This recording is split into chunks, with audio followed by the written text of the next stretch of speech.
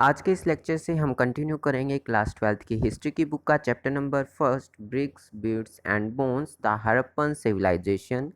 तो इस चैप्टर के लिए हमारा लेक्चर नंबर थर्ड होगा। लेक्चर नंबर फर्स्ट था इसका इंट्रोडक्शन, और लेक्चर नंबर सेकंड में हमने इसका कुछ पार्ट कवर किया, जिसमें हमने कुछ टर्म्स के बारे में जाना, हड़प्पन सिविलाइजेशन के बिगनिंग्स के बारे में जाना, और हड़प्पन सिविलाइजेशन की सस्टेनेंस स्ट्रैटेजीज़ के बारे में हमने डिस्कस किया। तो इस लेक्चर में हम डिस्कस करेंगे मोहनजोदड़ो के बारे में। Mohenjodaro is a well planned urban centre of Harappan civilization and it is well known place. जो मोहनजोदड़ो है वो एक अर्बन सेंटर है हमारी हड़प्पन सिविलाइजेशन का, और सबसे ज़्यादा जाना पहचाने जाने वाला नाम है। आपने मोहनजोदड़ो के बारे में कहीं ना कहीं तो सुना ही होगा। जो मोहनजोदड़ो है उसको हम 3 पार्ट्स में अगर तोड़ते, मोहनजोदड़ो जो शब्द है, जो वर्ड है, इसको हम 3 पार्ट्स में डिवाइड करते हैं, मोहन, जो और दड़ो। मोहन, जो और दड़ो, तो इसका मतलब होता है मुर्दों का टीला। If you break Mohenjodaro into 3 parts, then we have come with the result Mohenjodaro, which means mound of dead, मतलब मुर्दों का टीला। इस क्षेत्र का, इस एरिए को, मोहनजोदड़ो को हम मुर्दों का टीला कहते हैं। क्यों कहते हैं? क्योंकि यहाँ पर सबसे ज़्यादा कंकाल मिले हैं, मतलब यहाँ पर हमें सबसे ज़्यादा आदमियों के कंकाल मिले हैं, हड्डियाँ मिले हैं, इसलिए हम इसको मुर्दों का टीला कहते हैं, मरे हुए लोगों की जगह कहते हैं। तो किस तरह मोहनजोदड़ो का नाम पड़ा उसका थोड़ा सा मैंने आपको बताया। और जो मोहनजोदड़ो है वो पाकिस्तान के सिंध जगह पर, सिंध राज्य और उसके लरकाना ज़िले में स्थित है। पाकिस्तान कंट्री, और जो स्टेट है वो है सिंध, और जो उसका डिस्ट्रिक्ट है वो है लरकाना। तो डिस्ट्रिक्ट लरकाना के अंदर हमारा मोहनजोदड़ो मौजूद है। हमने मोहनजोदड़ो के बारे में अब हम डिस्कस करने जा रहे हैं कि वहाँ पर किस तरह की सेटलमेंट होती थी, किस तरह का ड्रेनेज सिस्टम होता था, और किस तरह के लोग वहाँ पर घर बनाते थे। तो ये बात हम इस लेक्चर में डिस्कस करने जाते हैं। मोहनजोदड़ो सबसे ज़्यादा जाना पहचाने वाला नाम है, जिसके बारे में आपने कहीं ना कहीं सुना या फिर पढ़ा तो होगा ही। आज हम उस मोहनजोदड़ो को बहुत ही डीपली समझने वाले हैं। मैं पहले इसको पढ़ता हूँ, फिर आपको बहुत ही अच्छी तरह से एक्सप्लेन करूँगा। Perhaps the most unique feature of Harappan civilization was the development of urban centers. Let us look at one such center, Mohenjo-daro, more closely. Although Mohenjo-daro is the most well-known site, the first site to be discovered was Harappa. Harappan civilization का एक main feature है development of urban centres, मतलब Harappan civilisation के लोग गांव तो बसाते ही थे, छोटी छोटी बस्तियों के साथ साथ शहर भी बसाते थे। तो सबसे मेन फीचर है हड़प्पन सिविलाइजेशन का अर्बन सेंटर्स को डेवलप करना, अर्बन सेंटर्स बनाना। तो हड़प्पा के लोग शहरों में भी बसते थे, और ऐसा ही एक शहर है मोहनजोदड़ो। तो आज हम मोहनजोदड़ो को बहुत ही बारीकी से, बहुत ही नज़दीक से देखेंगे, समझेंगे। जो मोहनजोदड़ो है, जैसा कि मैंने आपको बताया, सबसे ज़्यादा वेल नोन साइट है, लेकिन पहली जो साइट है, सबसे पहले खोजा गया जो जगह है, सबसे पहले खोजा गया जो स्थान है वो हड़प्पा है। जैसा कि मैंने आपको पिछले लेक्चर में बताया, सबसे पहले हड़प्पा खोजा गया, लेकिन जो मोहनजोदड़ो है वो सबसे ज़्यादा जाना पहचाने वाला स्थान है, जहाँ पर हमें हड़प्पन सिविलाइजेशन के बारे में बहुत सारी जानकारियाँ मिलती हैं, बहुत सारे रिमेन्स हमें हड़प्पन सिविलाइजेशन के वहाँ पर मिलते हैं। The settlement is divided into 2 section. अब हम जानेंगे कि किस तरह वहाँ की सेटलमेंट थी, मतलब किस तरह का जो वो शहर था, किस तरह बसाया गया था, किस तरह उसकी प्लानिंग थी, और भी बहुत सारी बातें। The settlement was divided into 2 section, one smaller but higher and other much larger but lower. Archaeologists designate these as citadel and the lower town respectively. The citadel owes its height to the fact that building was constructed on mud brick platforms. It was walled, which meant that it was physically separated from the lower town.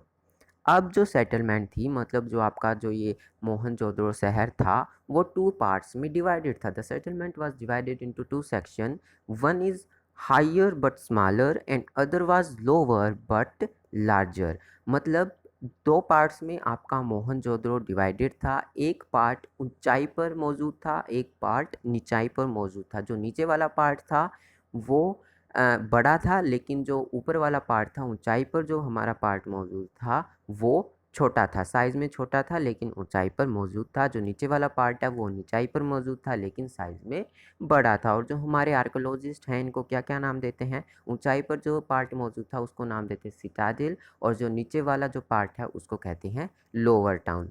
आप इसको अपर town and lower town भी कह सकते हैं simple language में, लेकिन जो हमारे आर्कोलॉजिस्ट हैं वो सिटाडेल और लोअर टाउन के नाम से इनको पुकारते हैं। अब जो हमारा सिटाडेल था उसमें कुछ मेन लोग ही रहते होंगे क्योंकि वो ऊंचाई पर था। कोई राजा रहता होगा या फिर उस वक्त जो रूल करता होगा वो सिटाडेल में रहता होगा। ये हमारा अंदाज़ा है, ये हमारा अनुमान है, हमें इसके कोई भी पक्के प्रूफ हमें इसके नहीं मिले हैं। सिर्फ़ और सिर्फ हमारा अंदाज़ा कोई पुरोहित वगैरह या फिर राजा वगैरह उस वक्त सिटाडेल में रहता होगा क्योंकि वो ऊंचाई पर स्थित था। और ऊंचाई पर उसको कैसे बनाया जाता था? ऊंचाई पर उसको बनाने के लिए मड ब्रिक्स प्लेटफॉर्म्स का यूज़ किया जाता था। मड ब्रिक के प्लेटफॉर्म बनाए जाते थे। अब मड ब्रिक क्या होती है ये जान लीजिए। मड ब्रिक एक ऐसी ब्रिक होती है, एक ऐसी ईंटें होती हैं जो सूरज में सुखाई गई हो, सूरज की रोशनी में सुखाई गई हो, ना कि भट्टी में पकाई गई हो। अब हम क्या करते हैं, ईंटों को क्या करते हैं, भट्टी में पकाते हैं, लेकिन मड ब्रिक्स वो ब्रिक्स होती हैं जिनको सूरज की रोशनी में सुखाया गया हो। तो ऐसी ईंटों का एक प्लेटफॉर्म बनाया जाता था, चबूतरा बनाया जाता था और फिर उस पर सिटाडेल बनाया जाता था। मतलब सिटाडेल को ऊंचाई पर लाने के लिए पहले जो मड ब्रिक्स थी उनको बिछा कर एक प्लेटफॉर्म बना दिया जाता था, एक ऊंचा सा प्लेटफॉर्म बना दिया जाता था, चबूतरा बना दिया जाता था और फिर उस पर जो भी सिटाडेल की सेटलमेंट्स होती थी वो उस पर बनाई जाती थी। तो आप समझ गए? चलिए आगे है। इट वॉज वाल्ड, और जो सिटाडेल था उसके चारों तरफ चार दीवारियाँ थी, मतलब दीवार खींची गई थी। विच meant that it was physically separated from the lower town, और जिसका मतलब क्या है, इसको लोअर टाउन से अलग किया गया था। दो सेपरेट पार्ट्स थे, lower town and upper town. Upper town के चारों ओर भी दीवार थी और लोअर टाउन के भी चारों ओर दीवार थी। आप अपने माइंड में जो भी मैं आपको स्टोरी बताता चल रहा हूँ उसकी इमेज बनाते चलिए और फिर मैप के ज़रिए, 3D मैप के ज़रिए और सिंपल 2D मैप के ज़रिए मैं आपको पूरा एक्सप्लेन, इसको सारा समराइज़ कर दूंगा थोड़ी ही देर में। The lower town was also walled, और जो लोअर टाउन था, अपर टाउन तो था ही वाल्ड लेकिन लोअर टाउन भी वाल्ड था। उसके भी चारों तरफ दीवार खींची गई थी, मतलब दोनों टाउन के चारों तरफ दीवार खींची गई थी। Several buildings were built on platforms which served as foundation. जिस तरह जो सिटाडेल था उसके लिए चबूतरा बनाया जाता था, इसी तरह छोटे छोटे चबूतरे लोअर टाउन में भी कई घरों के लिए बनाए जाते थे जो कि नींव का काम करते थे, फाउंडेशन का काम करते थे। It has been calculated that if one laborer moved roughly a cubic meter of earth daily just to put the foundation in place, it would require 4 million person days. In other words, mobilizing labor on a very large scale. ये line थोड़ी सी आपको घुमा फिरा के दी गई है। इसका मतलब सिर्फ और सिर्फ इतना सा है कि इस तरह के चबूतरे बनाने के लिए बहुत ज़्यादा लेबर की ज़रूरत होती थी, बहुत ज़्यादा मेहनत और श्रम की ज़रूरत होती थी इस तरह के चबूतरे और घर बनाने के लिए। तो हमने क्या क्या जाना कि हमने जाना कि जो सेटलमेंट्स है वो 2 पार्ट्स में डिवाइडेड होती थी। एक को हम सिटाडेल कहते हैं, एक को हम लोअर टाउन कहते हैं, और दोनों के चारों तरफ दोनों अलग-अलग वाल से सेपरेट कर दिए जाते थे और मड ब्रिक्स का यूज़ करके प्लेटफॉर्म्स बनाए जाते थे जिस पर हमारा सिटाडेल और लोअर टाउन के कुछ घर बनाए जाते थे और वो मड ब्रिक प्लेटफॉर्म एक फाउंडेशन का काम करते थे। उसके बाद जानते हैं द प्लाइट ऑफ हड़प्पा। एक छोटे से बॉक्स में आपको दिया गया है the plight of Harappa. Plight होता है दुर्दशा, हड़प्पा की दुर्दशा। Although Harappa was the first site to be discovered, it was badly destroyed by the brick robbers. हमको पता है, मैंने आपको पिछले लेक्चर में बताया था, हड़प्पा हमारा पहला स्थान है, पहली जगह है जहाँ पर हमें इस सिविलाइजेशन के अवशेष मिले हैं, मतलब पहली जगह है जहाँ पर ये सिविलाइजेशन खोजी गई। लेकिन इसको पूरी तरह से ख़त्म कर दिया गया है, इसको डिस्ट्रॉय कर दिया गया है। किनने? ब्रिक रॉबर्ट्स ने, ईंट चुराने वालों ने इसको पूरी तरह से ख़त्म कर दिया है। As early as 1875, Alexander Cunningham, the first Director General of Archaeological Survey of India (ASI), often called the father of Indian archaeology, noted that the amount of brick taken from the ancient site was enough to lay bricks for about 100 miles, which is equal to 160 kilometers of the railway line between Lahore and Multan. जो हमारे Alexander Cunningham थे, Alexander Cunningham कौन थे? Archaeological survey of India के पहले director general, जिनको हम father of Indian archaeology भी कहते हैं। भारतीय पुरातत्व के पिता, मतलब फादर ऑफ इंडियन आर्कियोलॉजी, जिनको हम कहते हैं अलेक्जेंडर कनिंघम, वो थे first director general of archaeological survey of India. Archaeological survey of India की पहली स्थापना की गई थी 1861 में, और 1871 में इसको एक अलग ही डिपार्टमेंट बना दिया गया था, और जिसके फर्स्ट डायरेक्टर जनरल थे अलेक्जेंडर कनिंघम। अलेक्जेंडर कनिंघम कहते हैं कि ब्रिक रोबर्स ने इतनी सारी वहाँ से ब्रिक्स ईंटें चुराई थी कि उन ईंटों का यूज़ करके 160 किलोमीटर, मतलब 100 मील की दूरी तक लाहौर और मुल्तान के बीच में एक रेलवे लाइन बिछाई जा सकती है। इतनी ज़्यादा ब्रिक्स, इतनी ज़्यादा ईंटें चुरा ली गई थी हड़प्पा से कि 160 किलोमीटर की रेलवे लाइन लाहौर और मुल्तान के बीच में हम बिछा सकते थे। Thus, many of ancient structures at the site were damaged, है ना। इसलिए बहुत सारी जो साइट्स थी, बहुत सारी जो स्ट्रक्चर्स थी, बहुत ज़्यादा डैमेज हो गई थी। जब लोगों ने उन ईंटों को चुराया था तो उनको भी नहीं पता था कि ये इतना ज़्यादा एंशियंट नगर हो सकता है, इतना ज़्यादा एंशियंट साइट हो सकती है, आर्कियोलॉजिकल साइट हो सकती है। उन्होंने बस रेलवे लाइन बिछाने के लिए वहाँ से ईंटें चुरानी शुरू कर दी थी, और इस तरह पूरा का पूरा हड़प्पा ख़त्म हो गया था। अब वहाँ पर एक आधे ही स्ट्रक्चर बचे हुए हैं जिससे हम थोड़ी सी आर्कियोलॉजिकल नॉलेज ले सकते हैं। In contrast Mohenjodaro was far better preserve. इसके अलावा जो मोहनजोदड़ो है वो बहुत ही अच्छी तरह से प्रिजर्व्ड है, मतलब उसमें किसी भी तरह का कोई भी टूट फूट वगैरह ज़्यादा नहीं है, लेकिन हम उसे आर्कियोलॉजिकल एविडेंस ले सकते हैं मोहनजोदड़ो से, जबकि हड़प्पा पूरी तरह से डिस्ट्रॉयड हो चुका है।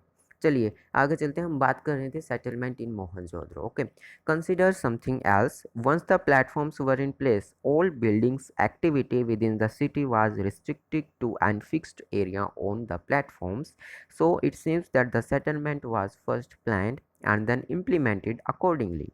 Other signs of planning include bricks which, whether sun-dried or baked, were of a standard ratio, where the length and breadth were 4 times and twice the height respectively.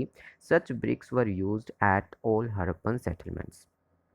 अब इस पैराग्राफ में हमको इतना बताया गया है कि जो लोग थे हड़प्पन सिविलाइजेशन के, बहुत ज़्यादा प्लानिंग करने के बाद अर्बन सेंटर्स को बसाते थे। मतलब जो भी चीज़ें बनानी होती थी शहर में, वो बहुत ज़्यादा प्लानिंग करने के बाद बनाते थे। जैसे कि जो प्लेटफॉर्म्स है पहले उनको बनाना, और फिर किसी फिक्स्ड एरिया पर घरों को बनाना। तो ये सारी चीज़ें हमें इस बात को बताती है कि पहले के लोग केयरफुली डिज़ाइन करते थे, पहले उसका मैप, और फिर उसके बाद इम्प्लीमेंट करते थे अकॉर्डिंगली। ठीक है।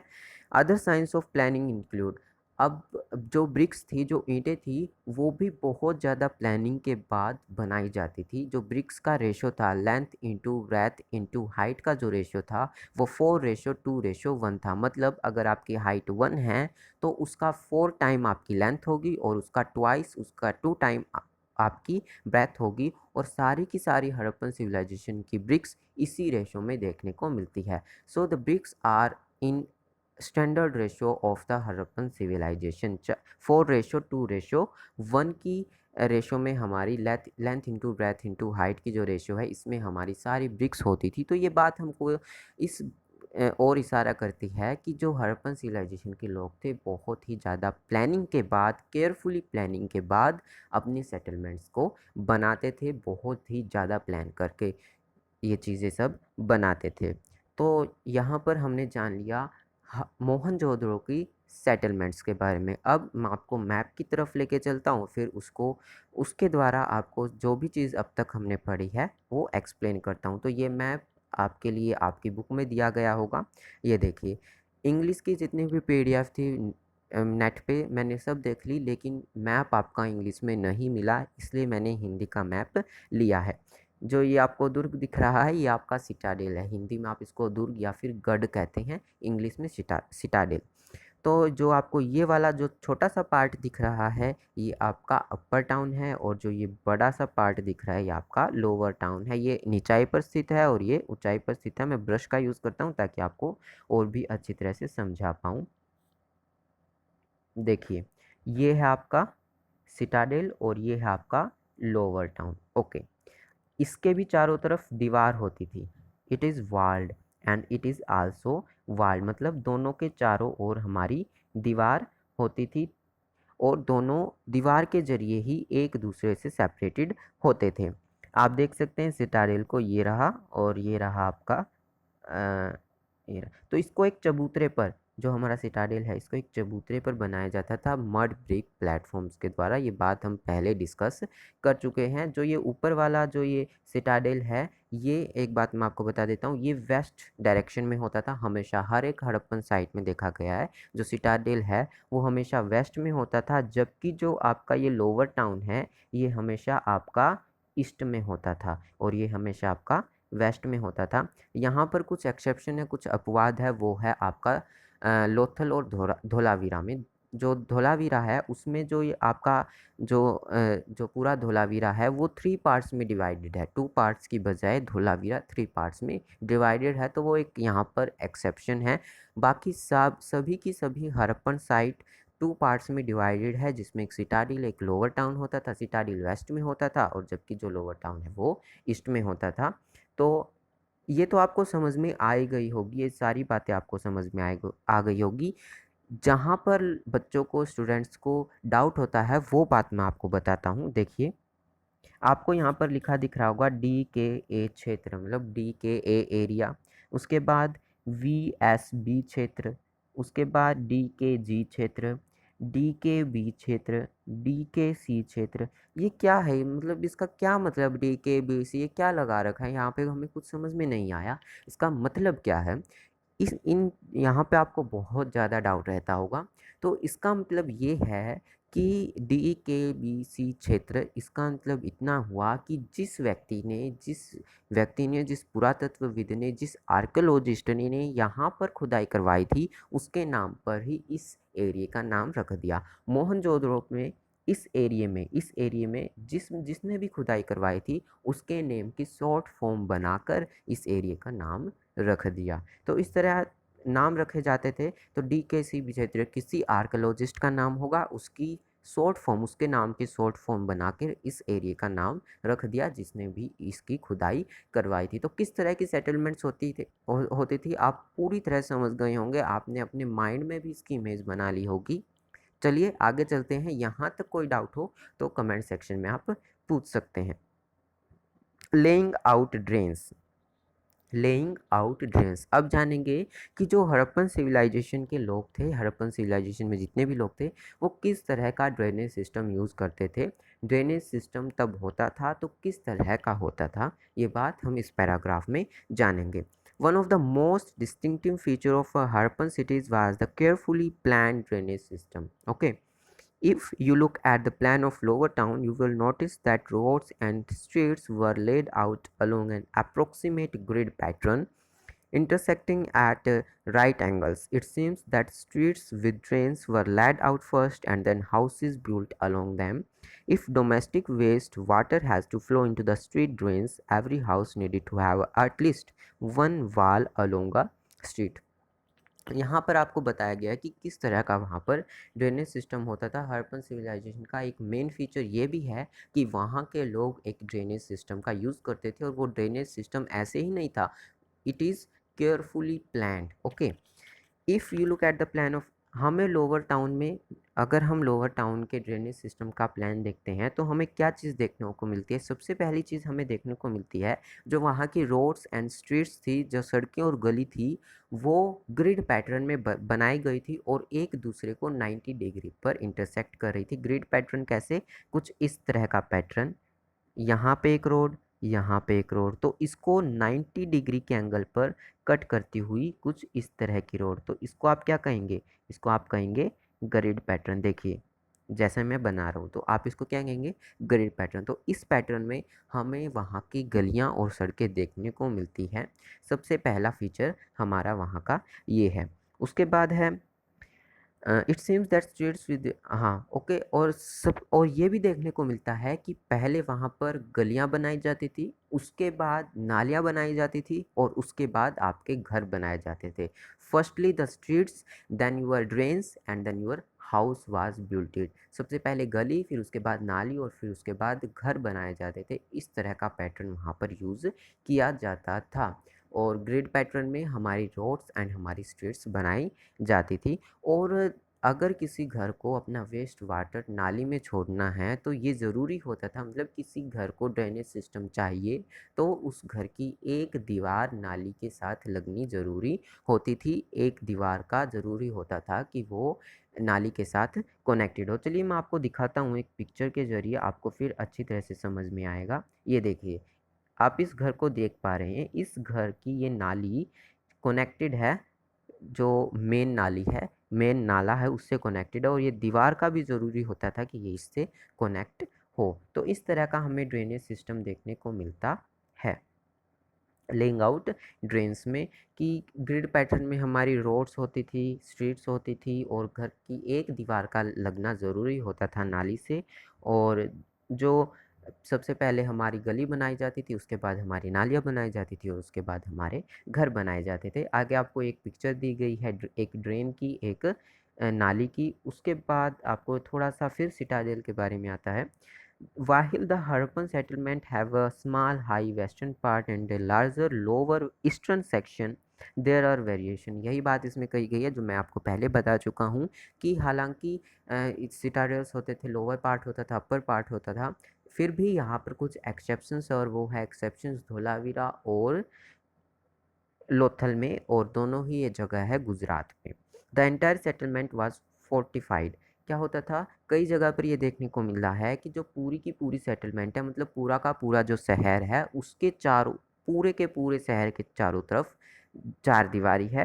And section within the town were also separated by walls, मतलब पूरे के पूरे शहर की तरफ भी दीवार है और जो दो सेक्शन हमने डिस्कस किए हैं अपर एंड लोअर, उनके चारों तरफ भी दीवार है। तो तीन तरह की दीवार है।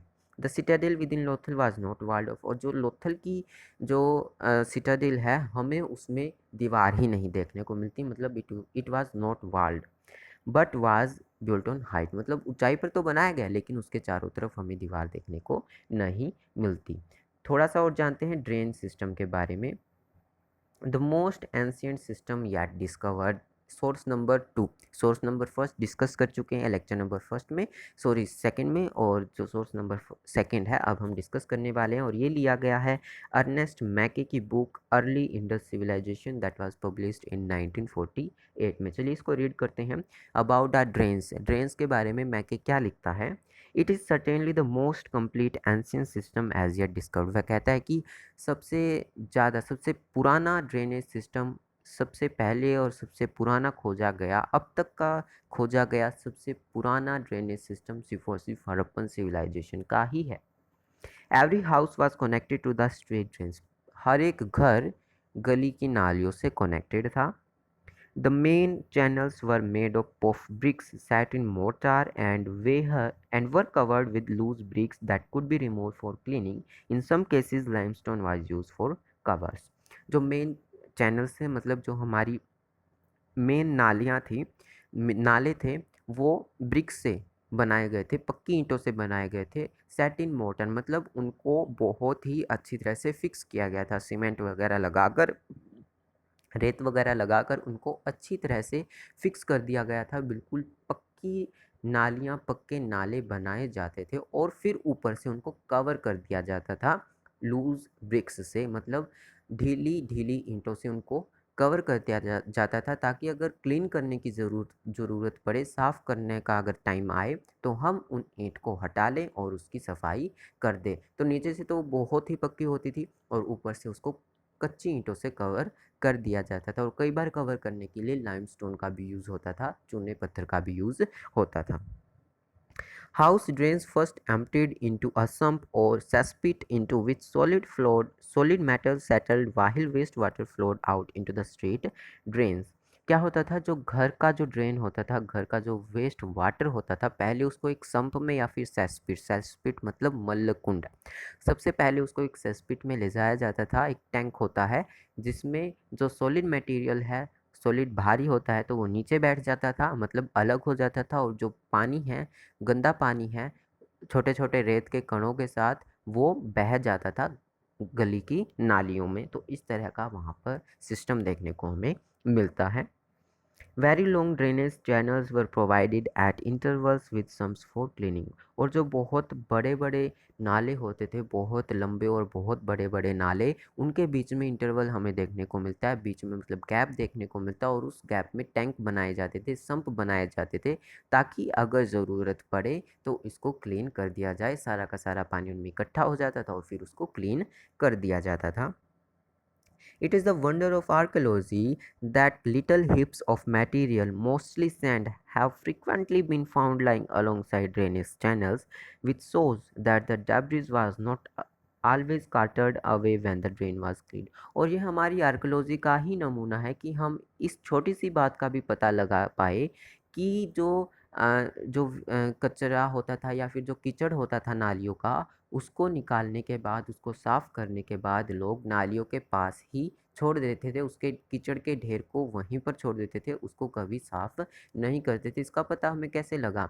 इसका पता हमें लगा कि हमें वहाँ पर रेत के बहुत छोटे-छोटे ढेर मिले हैं। कहाँ पर? नालियों के पास में बहुत ही छोटे-छोटे रेत के ढेर मिले हैं, जिससे इस बात का पता चलता है कि लोग नालियों की सफाई करने के बाद उस कीचड़ को कभी उठाते ही नहीं थे।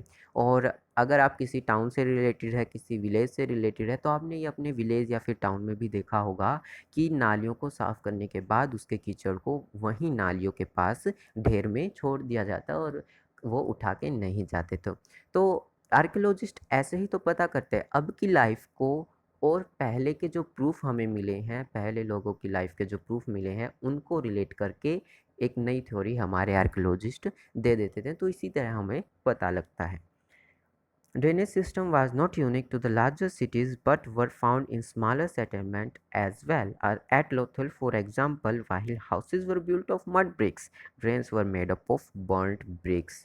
क्या होता था, जो हमारा ड्रेनेज सिस्टम था वो सिर्फ और सिर्फ ये नहीं कि बड़े बड़े शहरों में ही होता था, बल्कि वो छोटे छोटे गाँव में भी होता था। जैसा कि आपको एग्जाम्पल दिया गया है लोथल का, लोथल कोई बड़ा नहीं है, बहुत ही छोटा सा है, जिसमें घर तो कच्ची ईंटों के बने थे, लेकिन जो नाले और नालियाँ हैं वो पक्की ईंटों के बने थे। मतलब लोग कितने केयरफुल थे अपने ड्रेनेज सिस्टम के प्रति कि वो अपनी सैनिटरी का पूरी तरह से ध्यान रखते थे। चलिए, आपने ड्रेनेज सिस्टम के बारे में जान लिया, सेटलमेंट सिस्टम के बारे में जान लिया, और अब आता है ये आपका 3D मैप ऑफ मोहनजोदड़ो। आप देख सकते हैं ऊपर सिटाडिल है, नीचे आपका ये है लोअर टाउन। किस तरह की इसकी सेटलमेंट आप समझ गए हैं? कोई डाउट हो तो इसको बता दीजिएगा। ये रियल पिक्चर है मोहनजोदड़ो की, आप इसमें ऊपर यहाँ पर सिटाडेल को देख सकते हैं, और ये आपका लोअर टाउन आप देख सकते हैं।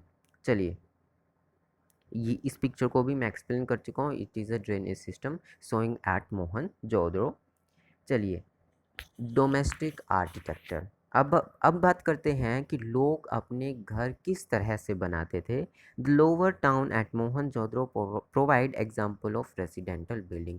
जो मोहनजोदड़ो का लोअर टाउन है, हमें उससे ये पता लगता है कि लोग घरों में रहते थे। रेसिडेंटल बिल्डिंग्स के प्रूफ लोअर टाउन हमें देता है। Many were centred on a court yard which with rooms on all sides. The courtyard was probably the center of activities such as cooking and viewing, particularly during the hot and dry weather। हर एक घर के बीच में एक आंगन होता था, हर एक घर के बीच में एक आंगन होता था, और उस आंगन के चारों तरफ कमरे होते थे, और उस आंगन में बहुत सारी एक्टिविटीज़ लोग करते होंगे, जैसे कि खाना पकाना, कपड़े सिलना, और भी बहुत सारी। गर्मी में कुछ अलग एक्टिविटीज़ करते होंगे, सर्दी में कुछ अलग एक्टिविटीज़ करते होंगे। What is also interesting is an apparent concern for their privacy. There are no windows in the walls along the ground level. Beside, the main entrance doesn't give a direct view of the interior or the courtyard। यहाँ पर एक जो interesting point यहाँ पर आता है कि लोग अपनी प्राइवेसी का भी तब पूरा ध्यान रखते थे। कैसे? जो दीवार होती थी फर्स्ट जो मतलब ग्राउंड लेवल की जो दीवार होती थी उस पर लोग खिड़की ही नहीं बनवाते थे ताकि बाहर के लोगों को कुछ ना दिखे, खिड़की नहीं बनवाते थे। और दूसरा पॉइंट यहाँ पर नोट करने वाला ये है कि जो मेन एंट्रेंस गेट है, जो आपका मेन गेट होता है, उससे कोई भी अंदर आंगन में क्या हो रहा है ये देख ही नहीं पाता था, मतलब उसका डायरेक्ट व्यू आता ही नहीं था। आपके गेट से कोई गुजर रहा है उसको ये नहीं पता चलेगा, बेशक गेट खुला हो लेकिन उसको ये नहीं पता चलेगा कि अंदर क्या हो रहा है। वो हम इमेज से समझेंगे कि कहाँ आंगन होते थे, कहाँ कमरे होते थे, किस तरह के दरवाजे होते थे, अभी अगली ही स्लाइड में। तब तक आप अपने दिमाग में इमेज बनाते रहिए, ठीक है। Every house has its own bathroom paved with bricks with drains connected through the walls to the street drains. हर एक घर में अपना एक बाथरूम होता था जो कि ईंटों से बनाया जाता था और उसमें भी नालियाँ होती थी, मतलब वो उस बाथरूम का पानी गली की नालियों में चला जाता था, कनेक्टेड होती थी वो सब। Some houses have remains of staircases to reach a second story or the roof. कुछ घरों में हमें सीढ़ियाँ भी देखने को मिलती है, कुछ घरों में हमें सीढ़ियाँ भी देखने को मिलती है, जो इस बात की ओर इशारा करती है कि लोग दो मंजिला मकान भी बनाते थे, दो मंजिला मकान भी लोग बनाते थे। इस बात का हमें पता चलता है क्योंकि हमें सीढ़ियाँ देखने को मिली है। जो दूसरी मंजिल है वो ख़त्म हो गई है क्योंकि इतने टाइम तक तो इतनी ऊंची इमारत रह नहीं सकती, हमें सिर्फ और सिर्फ नीचे के ही अवशेष मिले हैं, लेकिन हमें सीढ़ियाँ मिली है जिससे हमें ये पता चलता है कि लोग दूसरी मंजिल भी बनाते थे। Many houses had wells often in a room that could be reached from the outside and perhaps used by passers by। और कुछ घरों में हमें कुएं भी देखने को मिलते हैं और वो कुएं बिल्कुल गली वाली जो दीवार होती थी, स्ट्रीट की जो दीवार होती थी उस पर ही बनाए जाते थे ताकि आने जाने वाले लोग जो राहगीर हैं वो घर के लोगों को बिना डिस्टर्ब किए कुएं से पानी लेकर चले जाएं, जो भी उन्हें उस पानी का करना करें, लेकिन घर वाले जो लोग हैं उनको डिस्टर्ब ना करें, इसलिए गली के पास ही वो कुआं बनाया जाता था। जो कुएं का कमरा है वो गली के पास ही होता था। और हमें मोहनजोदड़ो में लगभग लगभग 700 ऐसे कुएं देखने को मिले हैं। चलिए आगे चलते हैं। देखिए आगे आता है हमारा ये 3D map of house of Mohenjodaro. इससे मैं आपको एक्सप्लेन करूँगा कि किस तरह वहाँ के लोग बनाते थे। ये आपको ये घर दिख रहा है, घर का 3D मैप आपको दिख रहा है। आप देखते हैं कि यहाँ पर इसका आंगन कौन सा है। ये देखिए ये है इसका आंगन, ये है इसका आंगन और इस आंगन के चारों तरफ आपको कमरे दिख रहे हैं ये वाले, है ना। अब देखते हैं इसका गेट, ये है इसका मेन गेट। अब अगर कोई भी पासर बाय यहाँ से आता है तो इसको अंदर क्या हो रहा है इसका डायरेक्ट व्यू आएगा नहीं, क्योंकि उसको देखिए आंगन तो यहाँ पर है लेकिन कोई जाएगा वो कितना ही मुड़ ले कितना ही तोड़ ले लेकिन उसको अंदर दिखेगा नहीं क्या हो रहा है, क्योंकि इसका डायरेक्ट व्यू तो बिल्कुल आ ही नहीं रहा। लोग इतनी प्राइवेसी का ध्यान रखते थे और आप देख रहे हैं कि पूरी दीवार पर कहीं भी आपको विंडोज़ देखने को नहीं मिलती, खिड़की देखने को नहीं मिलती। ओके, चलिए अब देखते हैं कि यहाँ की सीढ़ियाँ। ये देखिए हमें सीढ़ियों के यहाँ पर अवशेष मिले हैं, एक सीढ़ी यहाँ पर है और एक सीढ़ी आपको यहाँ पर दिख रही है। तो हमें सीढ़ियाँ भी देखने को मिले हैं, आंगन देखने को मिले हैं, फिर कमरे देखने को मिले हैं। अब बात करते हैं उस कुएँ की। ये है आपका ये कुएँ वाला कमरा। अगर कोई यहाँ से पासर बाय आता है, कोई राहगीर आता है तो इस कुएँ से वो सीधा पानी पी सकता है बिना घर के लोगों को डिस्टर्ब किए। तो इस तरह का डोमेस्टिक आर्किटेक्चर लोग यूज़ करते थे। चलिए आगे आता है द सिटाडेल। हमने जाना कि मोहनजोदड़ो में किस तरह का ड्रेनेज सिस्टम होता था, किस तरह की सेटलमेंट होती थी और अब उस सेटलमेंट का एक पार्ट है द सिटाडेल। सिटाडेल किस तरह का होता था ये अब हम जानेंगे। It is on the citadel that we find evidence of structures that were probably used for special public purposes। हमें सिटाडेल पे कुछ ऐसे स्ट्रक्चर्स मिलते हैं जिससे ये पता चलता है कि उनका यूज़ किसी पब्लिक पर्पजेज़ के लिए होता था, मतलब सारे लोग किसी खास दिन पर इकट्ठा होकर वहाँ पर कोई त्यौहार मनाते होंगे, कोई स्पेशल दिन मनाते होंगे, मतलब सभी लोग इकट्ठे होकर उस जगह का यूज़ करते होंगे, पब्लिक पर्पज़ के लिए वो प्लेस बना हुआ। कुछ ऐसी स्ट्रक्चर्स हमें देखने को मिली है सिटाडेल में।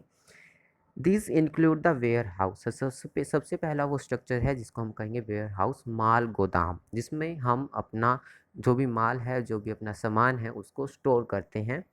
अ मैसिव स्ट्रक्चर, एक बहुत बड़ा structure of which the lower bricks portion remain, जिसका नीचे का ईंट वाला जो पोर्शन है, नीचे का ईंट वाला पोर्शन रह गया है, ऊपर का पोर्शन ख़त्म हो गया है। शायद वो लकड़ी से बना हो, वुड से बना हो, और टाइम के साथ साथ आपकी लकड़ी ख़त्म होती चली गई हो। तो हमें माल गोदाम के स्ट्रक्चर देखने को मिले हैं, वेयर हाउस के स्ट्रक्चर देखने को मिले सिटाडेल में, जिसमें हम अपने सामान को स्टोर करते होंगे। और देखिए मैं आपको मैप में दिखाता हूँ, ये रहा आपका वेयर हाउस। आप यहाँ पर देख सकते हैं, मैं ब्रश के साथ आपको हाईलाइट करता हूँ, ये रहा आपका वेयर हाउस। तो हमें सिटाडेल में इस वेयर हाउस के स्ट्रक्चर देखने को मिलते हैं। अब चलिए बात करते हैं, अब मैं आपको इसकी रियल पिक्चर भी दिखाता हूँ। ये रही, ये नीचे का पोर्शन हमें मिला है, लेकिन ऊपर का पोर्शन हमें इसका नहीं मिला, शायद वो लकड़ी का बना हो। और नीचे का जो ये पोर्शन है, एक फाउंडेशन, एक नींव की तरह काम करता है। चलिए आगे बढ़ते हैं। आगे की जो स्ट्रक्चर है वो हमारा ग्रेट बाथ, जिसको आप हिंदी में कहेंगे महान स्नानागार। अब इसके बारे में डिस्कस करते हैं। The great bath was a large rectangular tank in a courtyard surrounded by a corridor on all four side. Great bath जो हमारे महान स्नानागार है, वो एक रेक्टेंगुलर शेप का टैंक होता है, जो आंगन में, मतलब बीचों बीच जो ये है, इसके बीच में उपस्थित है, इसके बीच में मौजूद है, और एक रेक्टेंगुलर शेप का है, एक टैंक है, और जिसके चारों तरफ हमें कॉरिडोर देखने को मिलता है, चबूतरे देखने को मिलते हैं। There were 2 flights of steps on the north and south leading to the tank. और टैंक के अंदर जाने के लिए हमको नॉर्थ एंड साउथ डायरेक्शन में दो तरफ सीढ़ियाँ देखने को मिलती है। चलिए मैं आपको इसकी पिक्चर दिखाता हूँ, ये रहा आपको, ये रेक्टेंगल शेप का दिख रहा है, ओके। और इसके 2 डायरेक्शन में, इसको इसमें नीचे उतरने के लिए हमको यहाँ पर इसकी सीढ़ियाँ भी देखने को मिल रही है, और इसके चारों तरफ कॉरिडोर भी है। इसको हम क्या कहेंगे, ग्रेट बाथ हम इसको कहते हैं, जो कि सिटाडेल के बिल्कुल बीचों बीच स्थित है। आगे बढ़ते हैं। बाइसेटिंग, okay, which was made up of, there were 2 flights of steps on north and south leading into the tank, which was made up of watertight by setting bricks on edge and using a mortar of gypsum. मतलब जो दीवार है उसकी, great bath की जो भी चारों तरफ की दीवार है, अंदर की दीवार है, उस पर जिप्सम की कोटिंग चढ़ाई गई है। जिप्सम एक मटेरियल होता है, तो आप जब उसकी कोटिंग चढ़ाते हो तो वो उसको वाटरप्रूफ कर देता है। मतलब वाटरप्रूफिंग की टेक्निक तब लोग यूज़ करते थे, मतलब जिप्सम की उस पर परत चढ़ा देते थे, जिससे अगर पानी उस पर लगता तो उस पानी का रिसाव होने से बच जाता। तो जिप्सम की भी कोटिंग हमें वहाँ पर देखने को मिली है। मतलब तब भी लोग इतने एडवांस थे कि जिप्सम की कोटिंग चढ़ाते थे। There were rooms on 3 sides, 3 तरफ कमरे हैं। In one of which was a large well, और उनमें से एक तरफ एक कुआं है।